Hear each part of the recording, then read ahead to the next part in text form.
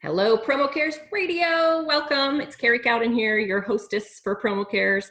And today I have Sean with Stormtech, and we are so excited to have them. It's another awesome supplier in our industry that is really going out after it. And it's really exciting to have you here on a video, our new video way. So thanks for being here. Thank you so much for the opportunity. I really appreciate it. So full disclosure, we are recording during the COVID crisis. So we'll talk to what it was before and then maybe a little bit about what they foresee in the future. So just as an FYI, that's kind of where we are at the moment. So thanks for coming in the midst of all this. Thank you. So let's start with the go-giver mentality. So when you, as you're growing up in the world, what are some of the things that came about in your journey for giving back? To be honest, I mean, well, I'll take a step back and just in case the audience doesn't know, Stormtech is actually a family-run organization. So, growing up, giving back and contributing where you can, and obviously helping out the less fortunate was really a big part of my upbringing, and it's now become a big part of our organization. Throughout the years, we've always supported various and numerous charities and organizations, and as the company grew, it gets a little bit difficult to decide which organizations you're going to support on a yearly basis. And we're getting tons and tons of requests. So last year, we just decided to sort of formalize our philanthropic strategy. And we started the one-to-one initiative, which is really all about, or what our commitment really is giving back 1% of all of our global sales in the form of product. And that's to support at-risk youth. And picking one initiative or one cause obviously gives us the opportunity to make as big of a difference as we possibly can.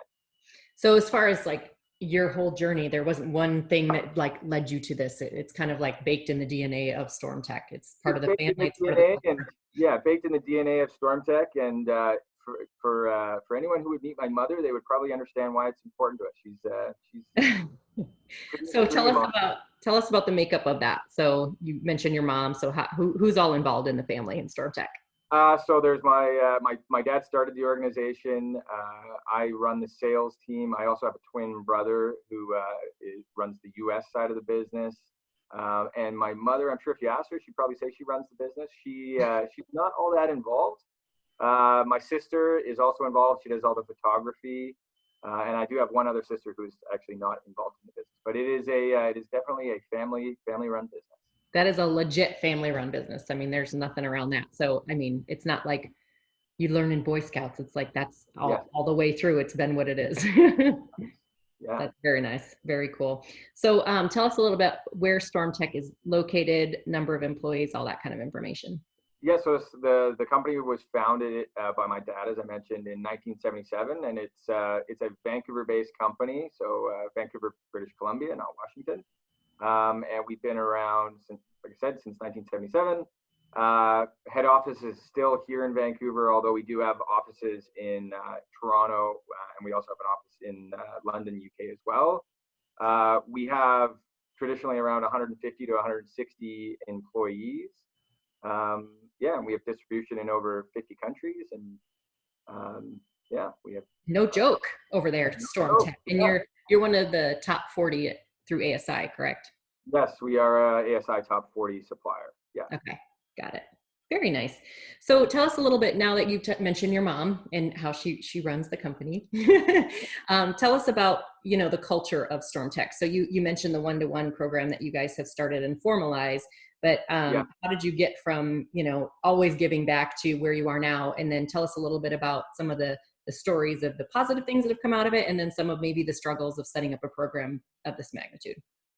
Yeah, I mean, we kind of fell into it a little bit naturally. I mean, we started, as I mentioned earlier, we had always been, working with different charities, and there were two local charities here that we'd been working with for a while, and they were called Street to Peak and Take a Hike Foundation, and they were really all about, providing, underprivileged or at-risk youth the opportunity to get a different type of learning or different type of education. These are kids that likely wouldn't perform all that great in a traditional, classroom setting.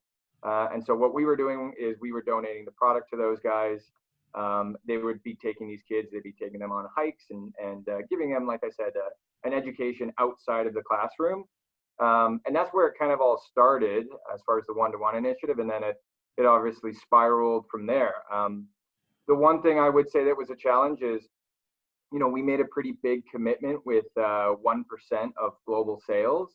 And going narrow in trying to, initially we were just planning on having it as supporting charities that were aligned with Street to Peak and Take a Hike, which was really all about alternative learning. But what we found is, it was a little bit difficult to find all those, a lot of different organizations that were also doing that.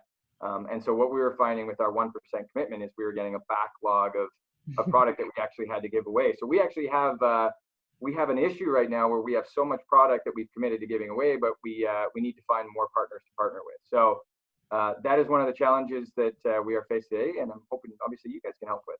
Yeah, absolutely. So when you talk about, you have the backlog and all of that. So when you say product, is there a specific line that you donate, or is it whatever they need? Or tell us a little bit about Stormtech's offerings so that people know when you say one-to-one, is it money or is it product? It's product. So it's 1% of all of our global sales. And so we take that value and we commit that value into a product donation. And so what we do is we find organizations that are obviously aligned with, our initiative, and we work with them to figure out exactly what types of products they need, whether it's backpacks or, rain gear if they're going on an excursion where there could be wet weather, or winter coats. We work with the organization or the partner, and we give them what they need. Got it. Okay. And so do you still have that focus where you want to be with at-risk youth so that people know if they have an organization that's the niche that you're going for, or is it kind of open? Well, it's still with at-risk youth. We definitely want to support, vulnerable kids. But like I said earlier, it's not limited to alternative learning anymore. It's pretty much any at-risk youth charity organization that we're looking to partner with. And there is a way of signing up through the website. So if and it doesn't need to be a massive charity or a huge organization. We'll look at any application. But if you do want to apply, it can be done right on our website. So that's a great point. So right now, Stormtech has this backlog of all these items that they could give, and they're saying, come to our website and fill this out. So having an ability to give back and to, put the megaphone to your charity is a pretty cool idea. So all you distributors and suppliers out there in the area, get involved. And Stormtech is not, you get what you pay for, and it's beautiful product. I mean, it's not like cheapy. It's really nice. So it's a great opportunity for a lot of local charities that you're involved with personally, that might be able to get this stuff. So very cool. Very cool. So what has the impact been so far that you've seen? It's been super positive, and that would be the one thing that I would say to other suppliers that don't have philanthropy or philanthropic component to their core strategy is, it's not just about giving stuff away. You get a lot in return. We've made incredible connections through various organizations, and apart from the return of just you doing something kind, there's a real good business strategy to having a philanthropic component of your business as well. That is so true. So on the website, I saw a counter on there that said, I think 7,300 products, and it's a little counter that's going. So that's kind of cool also to see that, because I think a lot of people, when they have the philanthropic side, they think that I shouldn't really be shouting it. It's not why I'm doing it. And we all know it's not why you do it. But it's helpful for people to see and understand the impact that you've had. Absolutely. Very, very cool. So when you, let's turn a little bit to a different bucket within corporate social responsibility and sustainability. So do you have any initiatives around that as Stormtech as a company? Yeah, I mean, as far as sustainability goes, we're currently looking at developing a whole range of products that are made from 100% recycled fabrics, materials. And then we're also, we're using recycled boxes, we're using recycled poly bags. But as far as sustainability goes, as you mentioned earlier, the products, the sort of the real story around that is making products that are, good quality and are going to last a long time. And then also backing that up with a warranty. So we want to make sure that if somebody, damages a product, instead of just throwing it out, we will take it back up to 5 years. So we've got a really, we make good products, and then we support it all with a very strong warranty program, and that's really all in an effort to keep product out of the landfill. So much of what is given away in this industry is kind of transactional and only used maybe once or never. And so that's kind of our approach, is to provide something that's really, really good quality and it's going to last. Very nice. So when you talk about hiring within, and people always say, well, that's a bottom line that I'm not really too worried about because it's not making me money type of thing. But Yeah. do you find that it is an attractor for employees or for, Yeah, I mean, certainly with the younger demographic, it's social issues, your stance on social issues and philanthropy and the environment. So environmental sustainability is definitely becoming an attractor for new talent, and especially young talent. So yeah, absolutely. That's awesome. And as an industry as a whole, we're known sometimes for trinkets and trash, which I hate. I always say, if you can't spell tchotchke, you can't call us a tchotchke. And even though your product line is a much higher level than, the giveaway type of thing, do you see that this movement of promo cares and all of that is something that's here to stay, or is it kind of a trend that everyone's kind of jumping on just because it's the newest, latest, greatest? I think any sort of established supplier or distributor is going to have to introduce some sort of philanthropic or sustainability practice as a core business strategy, just because the big organizations are going to drive that. I mean, big corporations are going to demand it, and eventually the general public and general consumers are going to demand it. So, and like I said earlier, there is a real upside to doing it. You can't just look at it as taking away from the bottom line. There's a huge return on it. So I think a combination of demand for that type of practice and the actual business opportunity, I think it's gonna spiral, and there's definitely going to be it's going to become table stakes, I think, in the industry. Yeah, that's what I'm hoping for. That's what we're all hoping for. So anything else for the good of order that you'd like to share about Stormtech? We know that we can go to your site. We can sign up if we have anybody that could use some of that backlog or the initiative. And obviously distributors, get out there and buy some of this good stuff. No, I didn't. Apart from the sustainability and the one-to-one initiative, yeah, I mean, I think you've asked all the questions. Good deal.